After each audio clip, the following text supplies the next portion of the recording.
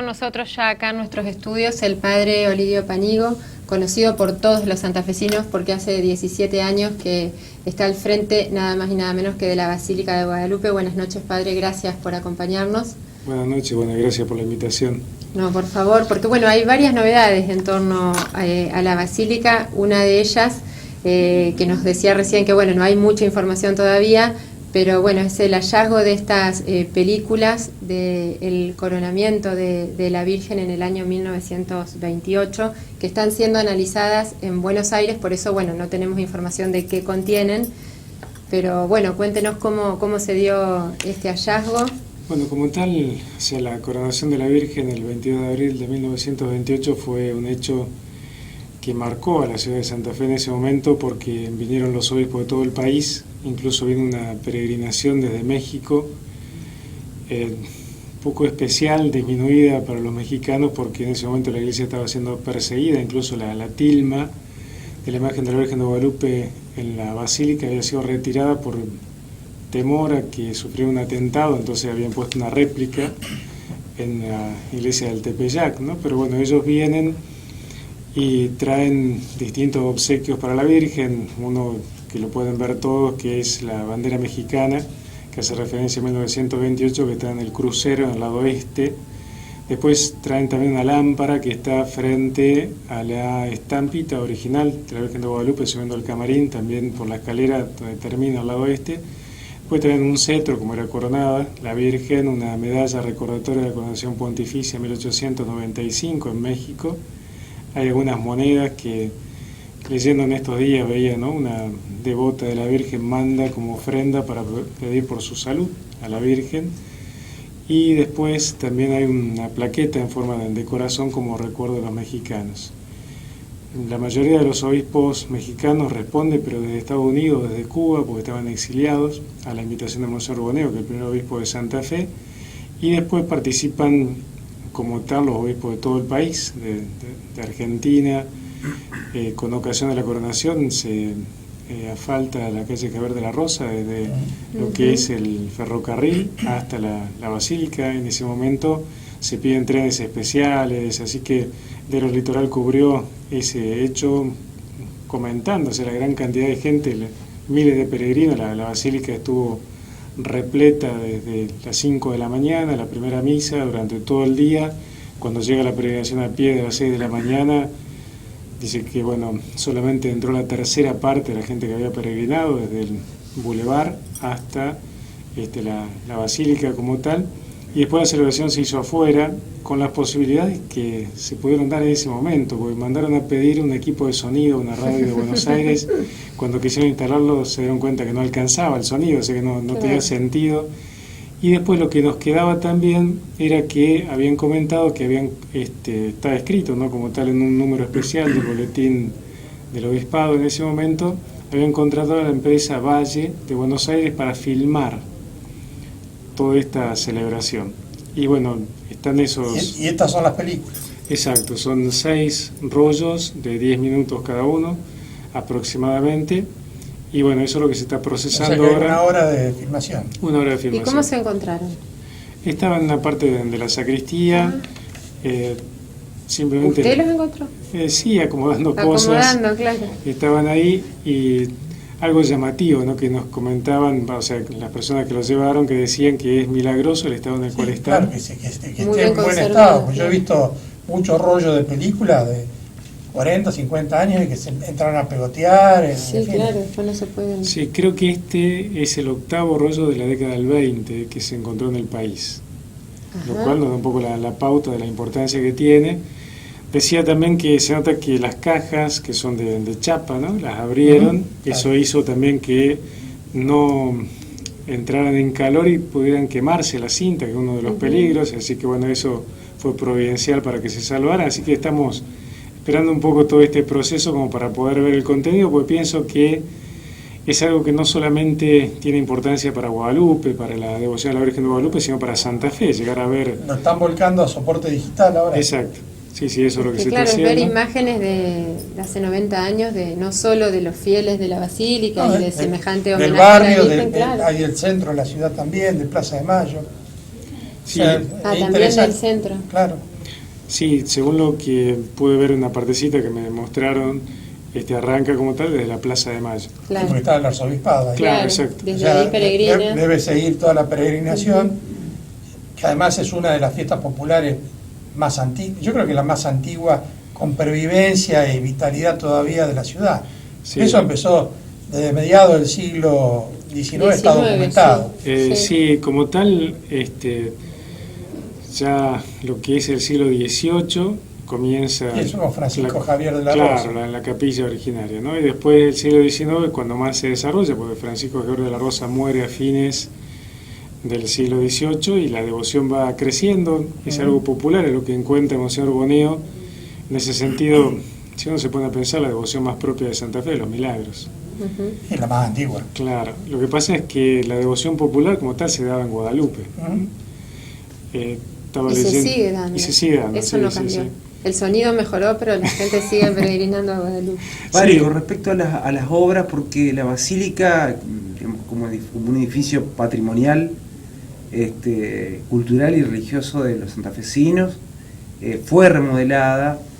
¿Cuáles fueron las obras por ahí más significativas que se realizaron? Y bueno, en el último tiempo, digo. Sí, todo comenzó a partir de los problemas estructurales que tenía, que hubo que hacer frente. Ahí no nos olvidemos 400 micropilotes de 15 metros de profundidad que sostienen todo el edificio. Después hay tensores colocados en el interior de las paredes.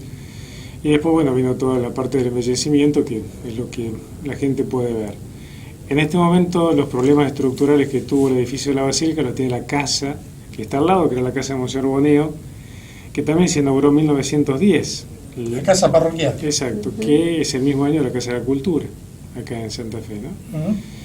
Entonces el proyecto que tenemos es recuperar ese edificio y hacer un museo de arte sacro que no existe en Santa Fe, porque hay un montón de cosas históricas de un gran valor.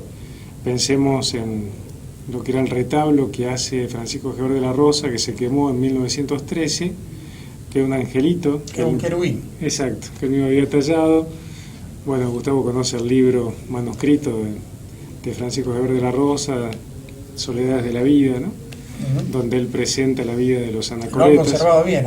Sí, ¿no? sí, sí, sí. Estaba, hay una historia secreta que yo me lo llevé y lo tuve durante muchos años, de manera ilícita, Lo estás aunque confesando. en realidad me lo entregó el cura Truco para hacer un trabajo que está hecho, está publicado.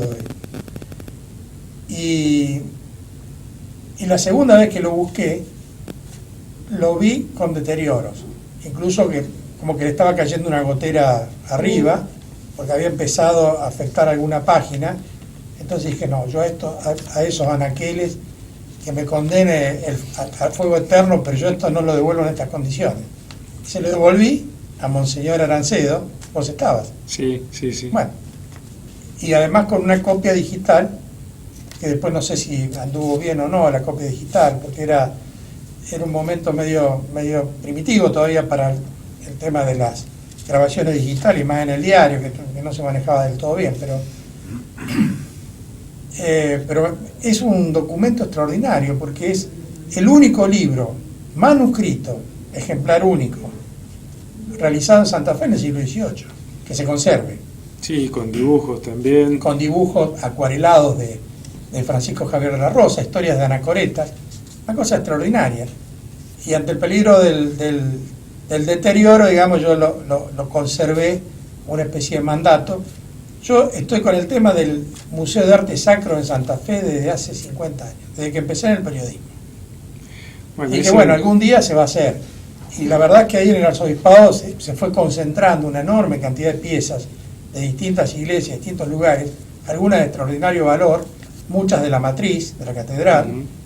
y que están ahí, digamos, desaprovechados. ¿Y Porque está casi- pensado, avanzado el Y proyecto? lo que pasa es con- que, o sea, para poder restaurar lo que es la casa parroquial en este momento, tenemos que agarrar Sí, y primero, liberarlo. claro. Entonces se está construyendo ahora toda una parte, un salón del peregrino, salones para reuniones. Lo que actualmente usamos como sala para reuniones va a pasar a ser casa parroquial, y entonces después sí, la restauración de esta casa, que es muy linda desde el punto de vista muy lindo. arquitectónico.